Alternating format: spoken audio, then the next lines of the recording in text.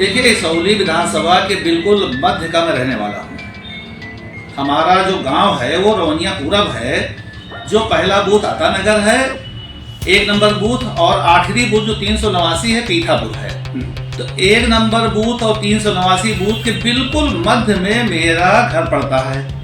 इसौली विधानसभा की राजनीति मैंने 2008 से शुरू किया और लगातार इसौली विधानसभा में सक्रिय रहता हूँ।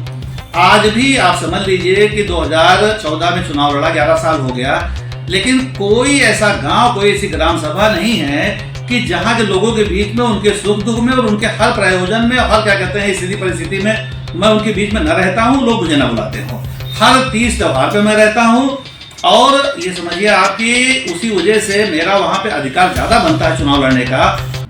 समाजवादी पार्टी के पूर्व लोकसभा प्रत्याशी शकील अहमद जी से कुछ मुद्दों पर बात करने के लिए उनके पास आए हैं। 2012 में आपको टिकट दिया गया, लेकिन 8 महीना आप चुनाव लड़े और उसके बाद काट दिया गया। क्या ऐसा कारण था टिकट काटने का? हाँ, ये बात सही है कि 8 महीना 12 दिन करीब में चुनाव लड़ा था। उसके बाद हमारे नेतृत्व ने इसौली विधानसभा से मरहूम पूर्व विधायक अबरार अहमद को टिकट दिए थे, जो पहले सुल्तानपुर में विधानसभा प्रत्याशी थे, और यहाँ से पूर्व विधायक अनूप संडा जी को टिकट दिए थे।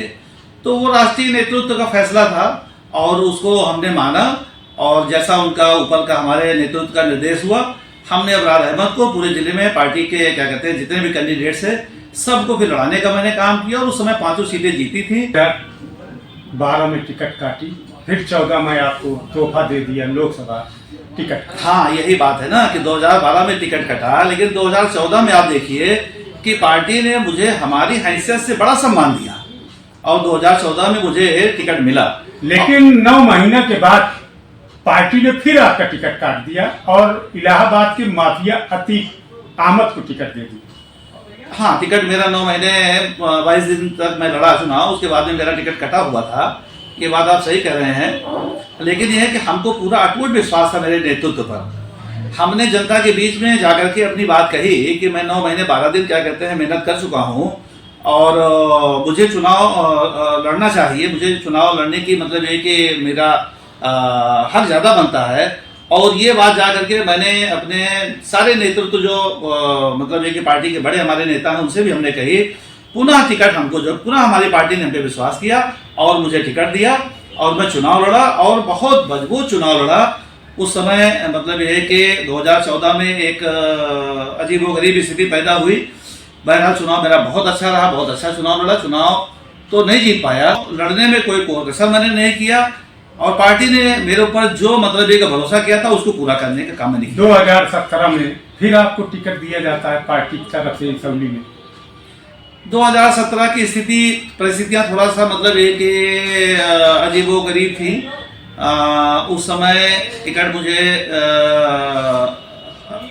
नेताजी ने और शिवपाल जी ने दिया था, और फिर बाद में सब पार्टी एक हो गई। तो उसमें जो है फिर अबरार अहमद साहब को टिकट हुआ और अबरार साहब विधायक हुए थे। फिर मैंने यही मदद किया था अबरार साहब की।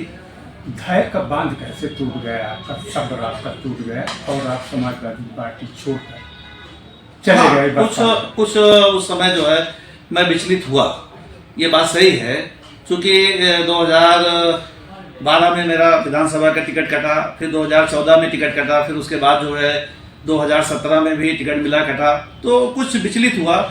और थोड़े दिन के लिए जो है हम बसपा की तरफ अपना मतलब एक रुझान किए, लेकिन वहाँ जाने के बाद चूँकि मेरे मन में जो है वो लोहियाबाद और जयप्रकाश नारायण जी और मतलब ये कि समाजवाद मेरे मन में भरा हुआ था, और नेताजी के प्रति इतना अगाध मतलब ये कि प्यार था, और माननीय राष्ट्रीय अध्यक्ष जी अखिलेश यादव जी के प्रति इतना अगाध प्यार था कि मैं बहुत चंद दिनों तक वहाँ पे रहा, पलट करके फिर अपनी पार्टी वापस आ गई। चलिए ठीक है, टिकट मिला, टिकट कटा, चुनाव लड़े, चुनाव हारे, लेकिन ये बताइए 2027 की क्या तैयारी है आपकी इसौली विधानसभा?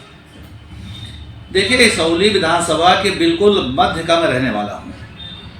हमारा जो गांव है वो रवनिया पूरब है। जो पहला बूथ आता नगर है, 1 नंबर बूथ, और आखिरी बूथ जो 389 है पीठापुर है। तो 1 नंबर बूथ और 389 बूथ के बिल्कुल मध्य में मेरा घर पड़ता है। इसौली विधानसभा की राजनीति मैंने 2008 से शुरू किया और लगातार क्या कहते हैं इसौली विधानसभा में सक्रिय रहता हूँ। आज भी आप समझ लीजिए कि 2014 में चुनाव लड़ा, 11 साल हो गया, लेकिन कोई ऐसा गांव, कोई ऐसी ग्राम सभा नहीं है कि जहां के लोगों के बीच में, उनके सुख दुख में और उनके हर प्रयोजन में, हर क्या कहते हैं स्थिति परिस्थिति में मैं उनके बीच में न रहता हूं, लोग मुझे न बुलाते हों। हर तीज त्यौहार पे मैं रहता हूं और ये समझिए आपकी उसी वजह से मेरा वहां पे अधिकार ज़्यादा बनता है चुनाव लड़ने का। और उसकी तैयारी जहां तक आपने पूछा, तो ये देखिए मैंने जो है अपनी बीएलए की लिस्ट बनवाई है। ये हमारी खुद की अपनी बीएलए की लिस्ट है, 1 से लेकर के 389 तक की। जो पार्टी की तरफ से बनी है वो अपनी जगह पे है, लेकिन ये मेरी खुद की मतलब ये कि बीएलए हमने बनवा रखे हैं और सबके बीच में सुख दुख में हमेशा मैं रहता हूँ। पूरी मेरी क्या कहते हैं तैयारी है। अगर पार्टी नेतृत्व मेरे ऊपर विश्वास करता है तो मैं दावे के साथ कहना चाहता हूँ आपसे पाठक जी कि 2027 का चुनाव मैं पार्टी के गाइडलाइन पर बड़ी मजबूती से लड़ करके और गंगा जमुनी तहजीब को लेकर के जो मेरी पहचान है उस पे काम करके 2027 का चुनाव जीत करके इसौली विधानसभा जीत करके मैं पार्टी की झोली में देने का काम करूंगा। भाजपा बहुत कम वोटों से वहां चुनाव हारी है, 116 वोट ईवीएम में। लेकिन जब वो हमसे चुनाव लड़ेंगे, यानी कि शकील अहमद जैसे सेकुलर व्यक्ति से चुनाव लड़ेंगे, तो भाजपा वहां 10,000 वोट से हारेगी। लोकसभा प्रत्याशी शकील अहमद जी से कई मुद्दों पर बातचीत की गई, बड़ी ही गंभीरता से, बड़ी ही बेबाकी से इन्होंने अपनी बात को रखा। एक शायरी याद आती है कि वक्त बदलते हैं, हालात बदलते हैं, वक्त के साथ जज्बात बदलते हैं, ठहरा कहाँ है बहता हुआ दरिया, कहीं संगम तो कहीं घाट बदलते हैं। कहने का मकसद इनका एकदम साफ था कि जज्बात में थोड़ी सी गलती हुई, लेकिन मेरे रग रग में समाजवादी पार्टी बसती है।